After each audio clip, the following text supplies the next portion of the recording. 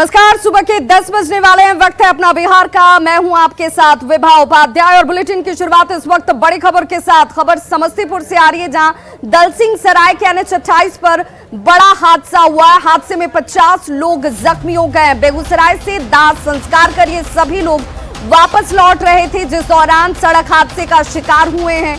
ढेपुरा गांव के पास ट्रक में बस ने पीछे से टक्कर मारी है। कर्पूरी ग्राम के रहने वाले सभी लोग बताए जाते हैं और फिलहाल सभी घायलों को अस्पताल में इलाज के लिए भर्ती कराया गया। तस्वीरें आपके टीवी स्क्रीन पर। सभी दाह संस्कार से वापस लौट रहे थे, जिस दौरान सड़क हादसे का शिकार हुए हैं। बेगूसराय से दाह संस्कार कर लौट रहे 50 लोग जख्मी बताए जा रहे हैं। फिलहाल इन्हें स्थानीय अस्पताल में इलाज के लिए भर्ती कराया गया है। लोग मंजिल से आ रहे थे, अयोध्या घाट से बस ट्रक में ठोक दी। कहाँ पे ठोका है? राजीव होटल के पास। कितने लोग जख्मी हो गए? इसमें 100 लोग थे, 50 लोग इसमें अति हैं, घायल हैं। कहाँ के रहने वाले हैं आप लोग? पोस्ट कर्पूरी ग्राम। तो जो चश्मदीद हैं, जो घायल हैं, जो जख्मी, उनकी बात सुन रहे थे आपकी। कैसे एक हादसे का शिकार ये बस हुई है। सभी घायलों को हालांकि फिलहाल अस्पताल में इलाज के लिए भर्ती कराया गया, लेकिन इस हादसे में 50 लोग जख्मी बताए जा रहे हैं। संवाददाता मुकेश हमारे साथ इस वक्त ज्यादा जानकारी के साथ ऑनलाइन पर जुड़ गए हैं समस्तीपुर से। मुकेश, इस हादसे के पीछे की वजह क्या सामने आ रही है अभी?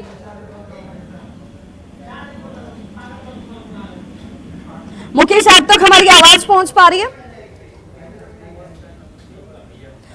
तो एक बार फिर से अपने सहयोगी से जुड़ने की कोशिश करेंगे। फिलहाल एक बार फिर से बता दें, बड़ी खबर इस वक्त समस्तीपुर से, जहां ढेपुरा गांव के पास ट्रक में बस ने पीछे से टक्कर मारी है। कर्पूरी ग्राम के रहने वाले 50 लोग बताए जा रहे हैं जो जख्मी हुए हैं। हालांकि हादसा किस वजह से हुआ, क्या डॉक्टर इस वक्त जो जानकारी कि क्या हादसे में बस चालक की गलती थी जिस वजह से 50 लोग जख्मी, इस वक्त जानकारी के तौर पर सामने आता हुआ। समस्तीपुर से ये बड़ी खबर, जहां बस हादसे का शिकार हुई है। और अब बात बिहार में बढ़ते अपराध की, और अपराधी किस कदर बेखौफ हैं। बिहार में पब्लिक में खौफ सीधे तौर पर नजर आता है। अपराध की 3 तस्वीरों के जरिए आप हालात को समझ सकते हैं। इस वक्त आपके टीवी स्क्रीन पर 3 तस्वीरें। पहली तस्वीर भोजपुर की है, जहां मंगलवार को अपराधियों ने कुछ ही घंटों के भीतर ताबड़तोड़ गोलियां बरसाकर 2 लोगों को मौत के घाट उतार दिया और एक बच्चे को जख्मी कर दिया जाता है। जिले के गजराजगंज ओपी इलाके में मंगलवार शाम एक युवक की हत्या कर दी गई और एक बच्चे को गोली मारने की घटना सामने आ जाती है। हालांकि देखिए, भोजपुर की इस घटना से पुलिस अभी उबर भी नहीं पाई थी कि बदमाशों ने एक महिला की गोली मारकर हत्या कर दी। चरपोखरी के कोयल गांव में मंगलवार देर रात की यह घटना है। घटना उस वक्त घटी जब महिला अपने घर से गांव के ही बधार में थी।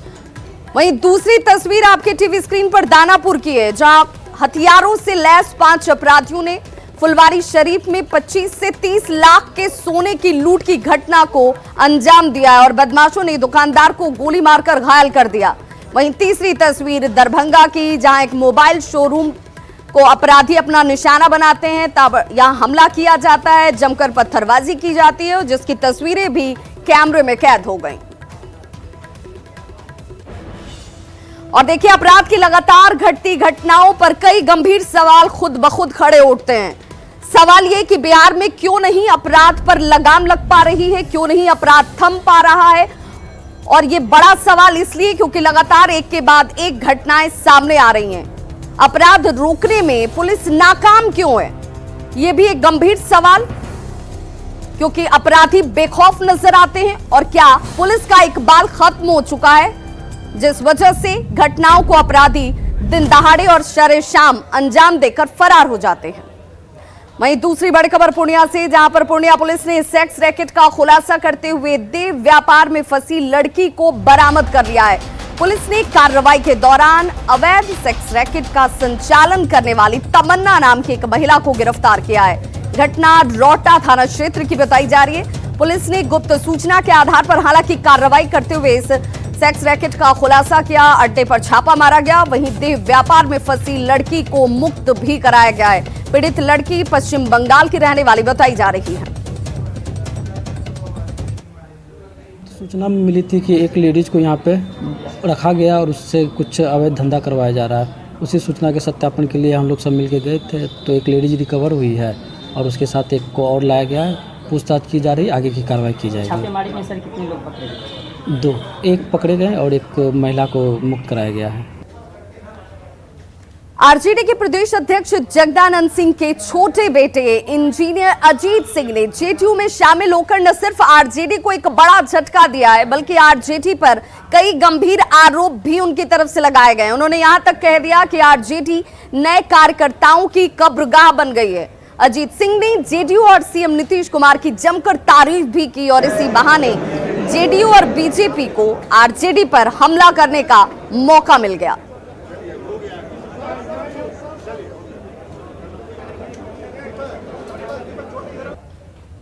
से जो उन्होंने भावना व्यक्त की, उन्होंने राष्ट्रीय जनता दल के मूल चरित्र को अपने घर में समझा, उसकी कार्य प्रणाली को समझा और इसका तो प्रत्यक्ष प्रमाण है भाई।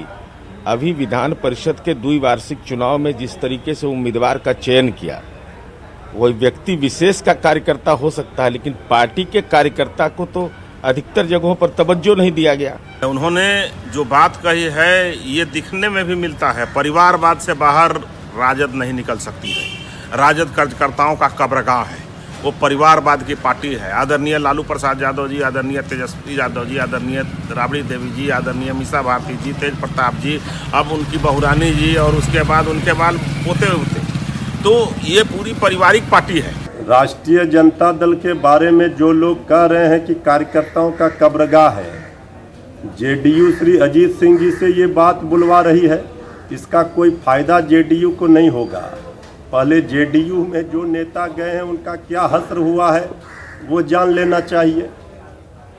और अब बात बोछा उपचुनाव की, जिसके लिए मतों की गिनती कल होने वाली है। सभी पार्टियां अपनी अपनी जीत का दावा जरूर कर रही हैं और इस सीट पर बीजेपी की प्रतिष्ठा दांव पर है और यही वजह है कि एनडीए ने इस सीट को जीतने के लिए पूरा दमखम लगा दिया, पूरी ताकत लगा दी। खुद CM Nitish Kumar, deputy CM Tarkishore Prasad हो, पूर्व सीएम जीतन राम मांझी हो, सभी प्रचार मैदान में कूद पड़े।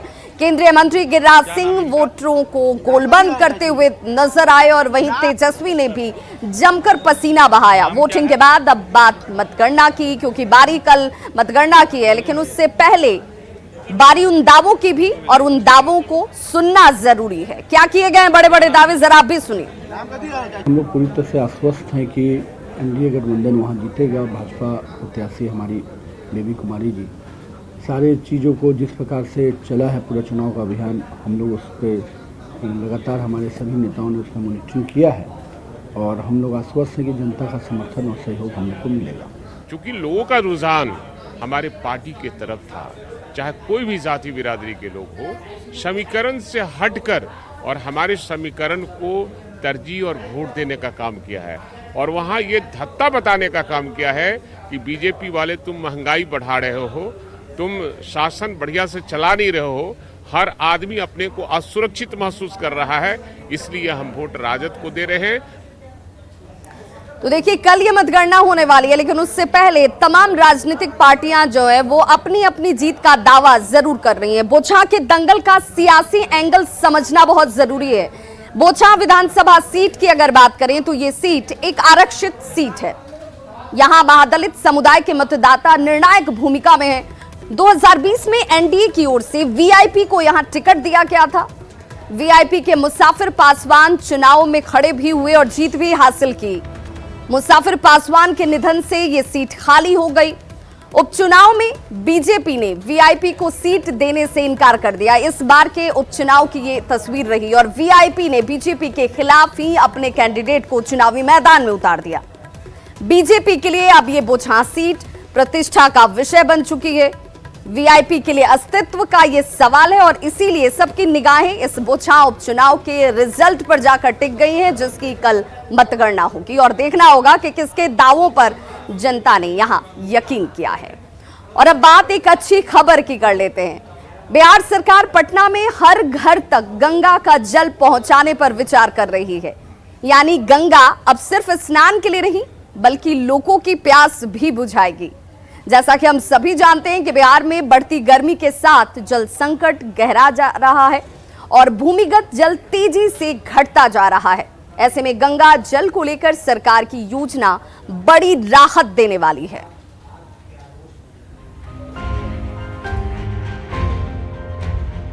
अगर सब कुछ ठीक रहा तो जल्द ही पटना के गंगा का जल पाप धोने के साथ साथ लोगों की प्यास भी बुझाने के लायक हो जाएगा।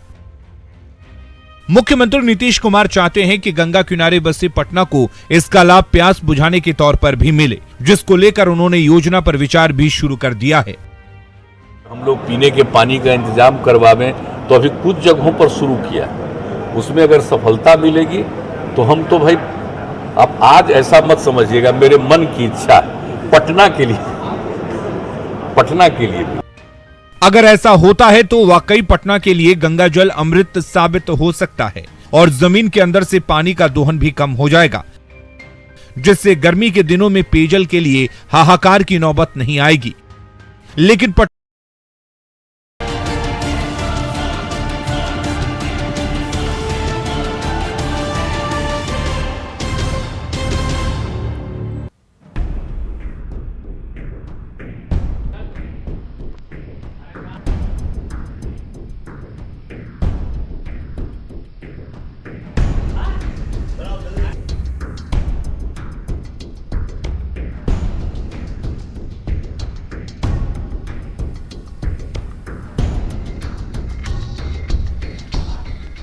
चेहरे पर गुस्सा और हाथ में तीखी आरी। कोचिंग सेंटर के अंदर इस सनकी ने कोहराम मचा रखा है। हाथ से छीनकर मोबाइल पटक दी और आरी चमकाने लगा तो सब के सब कांपने लगे।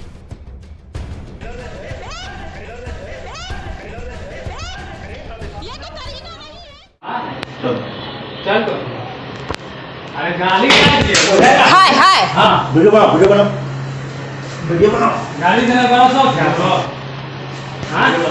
राजकिशोर, ये कोई तरीका नहीं है सर से बात करने का। गुस्से में तमतमाया ये सनकी धारदार आरी चमकाता रहा और कोचिंग संचालक को धमकी देता रहा। उस समय कोचिंग में मौजूद कर्मचारियों ने उसे बार बार रोकने की कोशिश की, लेकिन वो अपनी ही धुन में था। सनकी के डर से कोचिंग संचालक भागे जा रहे थे, पुलिस को फोन लगा रहे थे, लेकिन वो सिरफिरा बार बार मोबाइल पर हाथ मारता रहा और कोचिंग संचालक पर उंगली उठाता रहा। इतने पर भी मन नहीं भरा तो वो खिड़की के शीशे चकनाचूर करने लगा।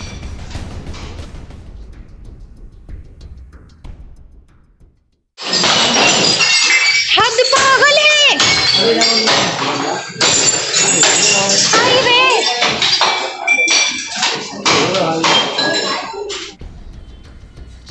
ये नज़ारा है कचौड़ी गली के Shyam infotech computer coaching centre का, जहां राजकिशोर कुमार नामक ये सनकी करीब आधे घंटे तक उत्पात मचाता रहा। कोचिंग संचालक को डराता धमकाता रहा, मोबाइल पर वार करता रहा और कोचिंग के शीशे पर गुस्सा उतारता रहा। जब सनकी का उत्पात बढ़ने लगा तो कोचिंग के शिक्षकों और छात्रों ने मिलकर उसे दबोच लिया और फिर पटना सिटी पुलिस के हवाले कर दिया। करीब 10:30 बजे हम कोचिंग पहुंचे हैं, वैसे ही देखे कि एक युवक धारदार आरी लेके हम पे जानलेवा हमला किया है। किसी तरीके से हम जान बचा के सीढ़ी से भागे हैं। हम लोग देख करके तब उसके बाद उस पर करते हैं कि क्या हमलावर की गिरफ्तारी हो गई है। उसको तो पकड़ा गया है, पकड़ के उसको इलाज हेतु भेजा गया, वो जख्मी है। श्याम कंप्यूटर कोचिंग सेंटर में ये सिरफिरा आधे घंटे तक उत्पात कि उसका इस्तेमाल स्नान करने के योग्य भी नहीं माना जाता है और इसीलिए सोच से बड़ा ये विषय जरूर है, लेकिन बहुत कुछ करने की जरूरत है, जिस दिशा में बिहार सरकार ने अपने कदम आगे बढ़ाए हैं। उधर बिहार में बालू की लूट लगातार जारी है। राजधानी पटना में भी बालू के सौदागर बेखौफ नजर आते हैं और सरकार की नाक के नीचे खुलेआम गंगा से बालू निकाला जा रहा है।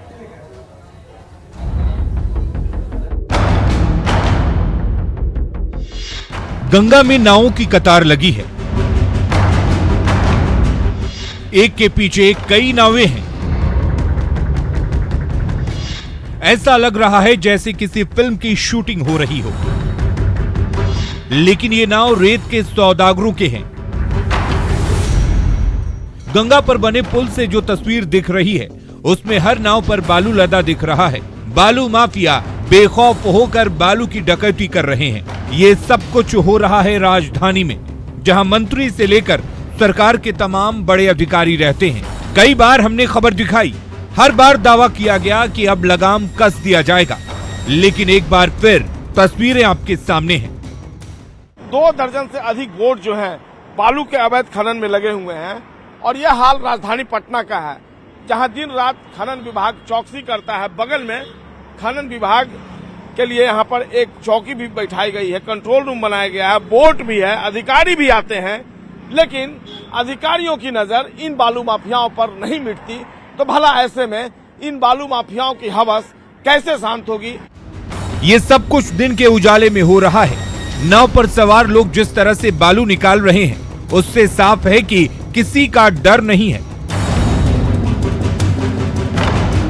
जिस जगह पर बालू निकाला जा रहा है उसके बगल के पुल से तमाम मंत्री और अधिकारी गुजरते हैं। सवाल ये है कि उन्हें कुछ दिखता नहीं या सब कुछ देखकर अनजान बने हुए हैं। अवैध खनन से सरकार को करोड़ों के राजस्व का नुकसान होता है, लेकिन पूरी मशीनरी आंखें बंद किए हुए है। बहरहाल एक बार फिर से हम इस मसले को उठा रहे हैं और सरकार के साथ ही पटना जिला प्रशासन और खनन विभाग का ध्यान आकृष्ट कराना चाहते हैं। एक नजर फिर से आप देख लीजिए, ये यहाँ पर बालू के अवैध खनन का धंधा बदस्तूर जारी है, बदस्तूर राजस्व की लूट हो रही है। और थोड़ी नजरें इनायत आप भी कर लीजिए, क्योंकि ये सरकार की जिम्मेवारी बनती है, प्रशासन की जिम्मेवारी बनती है कि ये पब्लिक की गाढ़ी कमाई है और इसको लूट से बचाने के लिए ही आपको पद पर बिठाया गया है। तो बिल्कुल हम उम्मीद करते हैं कि एक बार फिर से खनन मंत्री इस पूरे मामले को गंभीरता से लेंगे और ऐसे बालू माफियाओं को सबक सिखाया जाएगा। कैमरा पर्सन सुबोध के साथ संजय कुमार, न्यूज़ 18 पटना। तो दुखद पहलू ये है कि खुलेआम गंगा से बालू की लूट हो रही है और देखने वाले अधिकारी इसे देखकर भी अनजान बने हुए हैं। बड़ी खबर इस वक्त बेतिया से आ रही है, जहां पर पेड़ से प्रेमी युगल का शव लटका हुआ मिला। एक ही पेड़ में एक साथ ये शव लटके हुए मिले हैं। हॉरर किलिंग की आशंका, इनको देखकर आशंका के तौर पर ये तमाम चीजें अभी इस वक्त जाहिर की जा रही है। लड़की के घर से लड़के की बाइक को बरामद भी किया गया है। लड़की के घर वाले घर छोड़कर फरार बताए जाते हैं। मौके पर हालांकि इस वक्त पुलिस टीम पहुंची हुई है। बैरिया प्रखंड के पखनाहा की ये घटना बताई जा रही है और हॉरर किलिंग से जोड़कर इस पूरे मामले को इस वक्त पुलिस अपने जांच के दायरे में देख रही है।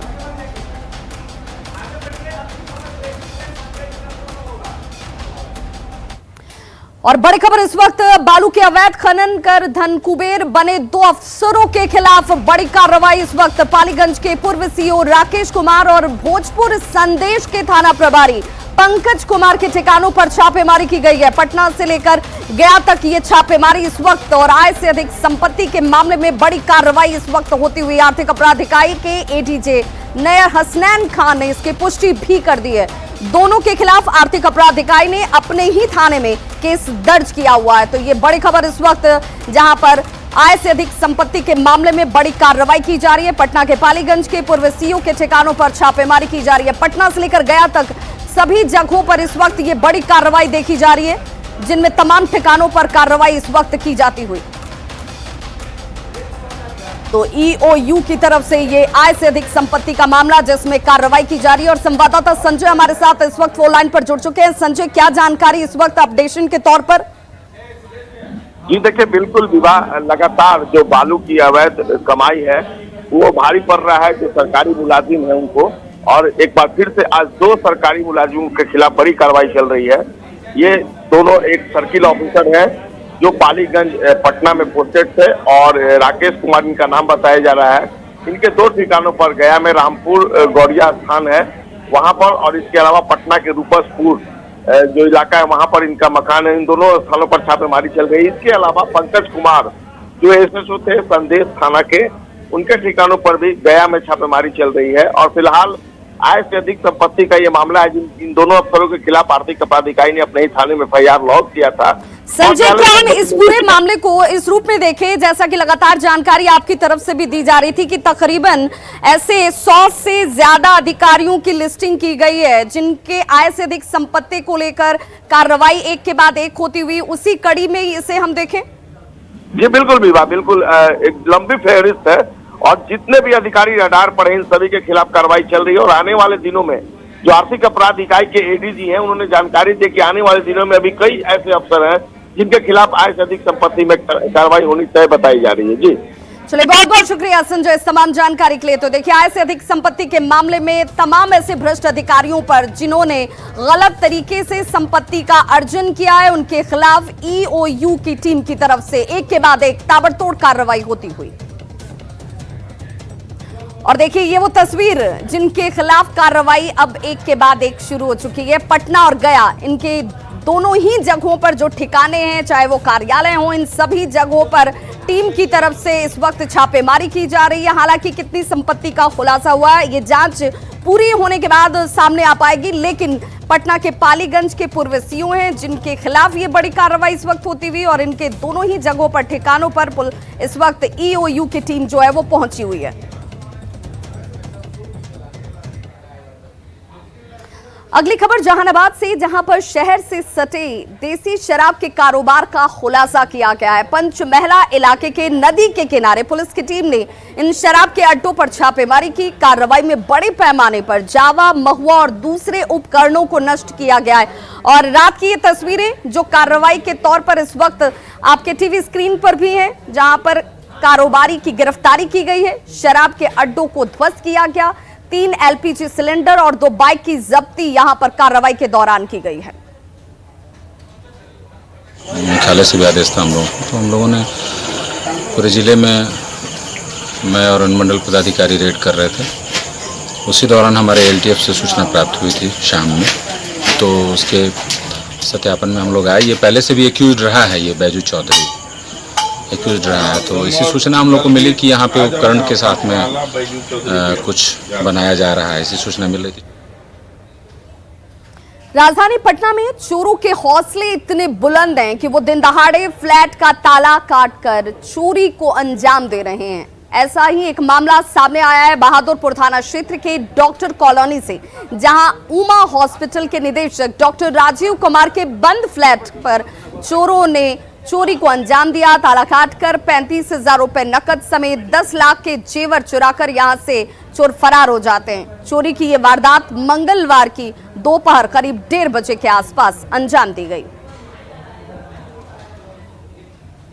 तो खबरों का सिलसिला लगातार जारी है, आप देखते रहिए न्यूज़ 18 बिहार झारखंड।